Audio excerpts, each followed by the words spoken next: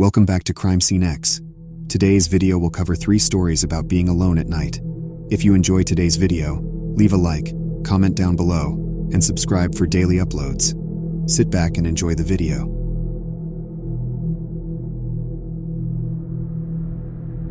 I always loved the solace of nature, the whispering trees, the unexplored trails, and the scent of wet earth.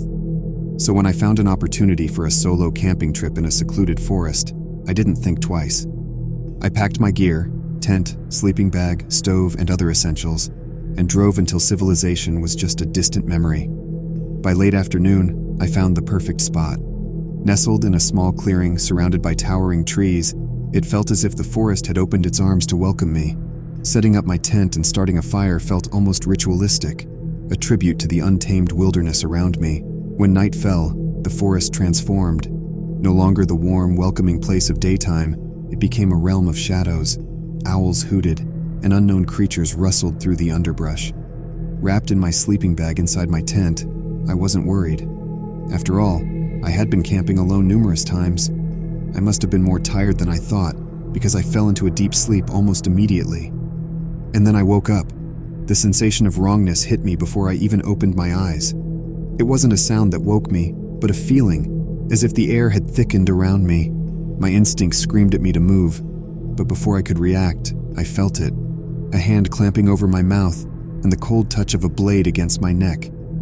My eyes shot open to see a silhouette looming over me, barely visible through the darkness in the tent. Adrenaline pumped through my veins, and I knew I had to act fast. With a surge of strength fueled by raw fear, I headbutted the figure. The grip on my mouth loosened for just a moment, but it was enough. I let out a piercing scream. The assailant staggered back, cursing. Not waiting for him to recover, I lunged for my pocket knife, which I had left within arm's reach inside my sleeping bag. As I fumbled to open it, the figure lunged at me, but I slashed wildly in the dark. I felt the blade connect with something, followed by a howl of pain. I scrambled out of the tent, my bare feet slipping on the wet grass.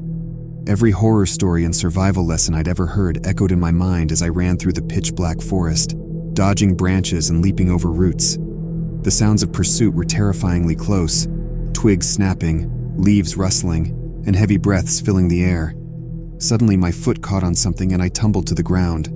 Sharp rocks and thorns bit into my skin. The impact knocked the wind out of me, but terror left no room for pain. As I struggled to get up, I heard the assailant closing in, cursing under his breath. Summoning every last bit of energy, I lunged forward just as I felt fingers graze my jacket. I didn't look back. I couldn't. Finally, I saw the glimmer of water up ahead, the river. If I could cross it, I might be able to throw him off my trail. I plunged into the icy current without hesitation, gasping at the shock of the cold. The water was deeper than I thought, the current strong, but fear lent me strength. When I reached the other bank, I dared to glance back. For a moment, I saw a figure standing at the edge of the river. Then it turned and disappeared into the forest. I didn't stop running until I reached my car, parked several agonizing miles away. As I fumbled the keys into the ignition and sped away, my body shook uncontrollably. It wasn't until I was miles away, under the first rays of dawn, that the magnitude of what had happened hit me. I reported the incident to the authorities, of course, but they never found the man. The forest was too vast, the trails too numerous. Sometimes I catch myself wondering what would have happened if I hadn't woken up in time, if I hadn't fought back. But that's a thought for the daylight, never for the night. Because when night falls, I can't shake the feeling that somewhere out there, in some dark corner of the world, he's still lurking, waiting for his next opportunity. And the scariest part is, the next person might not be as lucky as I was.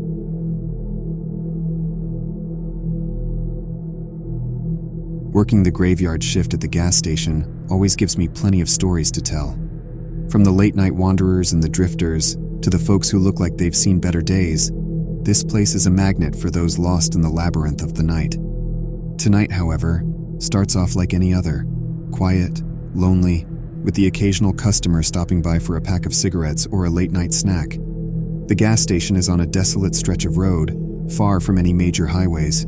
It's a place people go out of their way to find, either for fuel or provisions, or sometimes just a place to stretch their legs. It's around 2 a.m. when the bell over the door rings, signaling a new arrival. In walks a man, rugged and disheveled, his eyes darting around nervously. He's wearing a hoodie that's seen better days and a baseball cap pulled low over his face.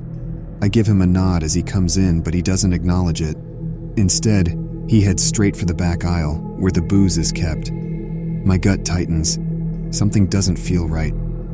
A few minutes pass in uneasy silence, broken only by the soft hum of the fluorescent lights and the distant whir of the ice machine. Finally, the man comes to the counter. He puts down a bottle of cheap whiskey and a pack of cigarettes. I start to ring him up, but as I look up, he's staring right at me. His gaze is intense, eyes almost bulging out of their sockets. "Is that all?" I ask, trying to maintain a professional tone. "Yeah, that's it," he mutters, avoiding eye contact. That's when I see it. A glint of metal inside his hoodie. Before I can fully register what's happening, he pulls out a gun and aims it at me. My heart leaps into my throat, pounding so loudly it seems to drown out everything else. "Open the register and give me all the cash. Now!" Every survival instinct tells me to comply, so I do. I open the register and start pulling out bills, hands trembling so much I can barely hold on to the money. As I'm doing this, the bell over the door rings again. We both turn to see another man walk in, completely oblivious to the situation. He's just a kid, really, headphones in, probably in his early 20s. He looks up from his phone, and his eyes widen as he sees the gun. Without warning, the robber pulls the trigger. The sound is deafening. The kid drops to the floor, clutching his leg and screaming. Panic takes over, and I make my move. Lunging forward, I grab the bottle of whiskey from the counter and swing it hard, connecting with the man's head. He staggers back, dazed, the gun slipping from his fingers and skittering across the floor. I dive for the gun, heart pounding, sweat pouring down my face. My fingers wrap around the cold metal just as the man regains his senses and lunges at me. But he's too late. I aim the gun at him and pull the trigger. Click. The gun is empty, but the robber doesn't know that. His face goes white, and he freezes, hands raised. Taking advantage of his momentary paralysis, I reach under the counter and press the panic button to alert the police. We stand there, locked in a stalemate, until the wail of police sirens shatters the night. The robber makes a break for it, rushing out the door, but he doesn't get far. The police cars screech to a halt in front of the gas station, and officers pour out, guns drawn. They catch him before he even makes it off the property. As the police take statements and paramedics tend to the injured kid, I lean against the counter, still shaking. I can't believe how quickly everything escalated, how close I came to losing my life, or taking another. The weight of it all crushes down on me, and yet there's a tiny glimmer of relief, because I know it could have ended so much worse. Later, as dawn breaks and the investigators wrap up, one of the cops comes over to me. "You did good, kid," he says. "You kept your cool, and because of that, no one died here tonight." I nod, but his words do little to comfort me.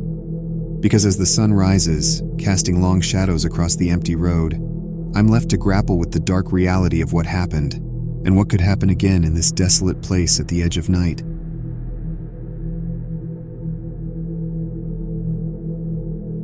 I had the house to myself, something that rarely happened. My roommates had all gone on a weekend trip, leaving me the solitary master of our small suburban home. Initially, the prospect thrilled me. I could watch whatever I wanted on TV, play music as loudly as I liked, and have an uninterrupted evening to unwind. But as night fell, the house seemed to grow larger, the empty rooms echoing with an unsettling quiet. The walls seemed to close in as the sky outside my window turned from dusk to darkness. Trying to shake off the uneasiness, I flipped through Netflix, finally settling on a comedy special to lighten the mood. An hour passed. The house remained quiet except for the laughter coming from the TV. Still, I couldn't shake the feeling that something was off. A few times, I even paused the comedy special to listen carefully, my ears straining to catch any unusual sounds. Nothing. It wasn't until nearly midnight that the feeling intensified into an almost palpable sense of being watched. My skin crawled as though unseen eyes were on me. As irrational as it seemed, I couldn't ignore it any longer. I got up, turning off the TV and deciding to investigate. I walked through the house, checking each empty room. Everything was as it should be, but that only heightened my sense of dread. Finally, I reached the living room, its large window shrouded in darkness. A shiver ran down my spine as I approached. "Get a grip," I muttered to myself, feeling foolish but unable to turn away. Gathering every ounce of courage, I pulled back the curtain to look outside. My heart stopped. A man's face stared back at me, unblinking, from the other side of the glass. His eyes were a chilling cold blue that seemed to glow in the dark, and his smile was an unsettling curve that held no warmth, only malice.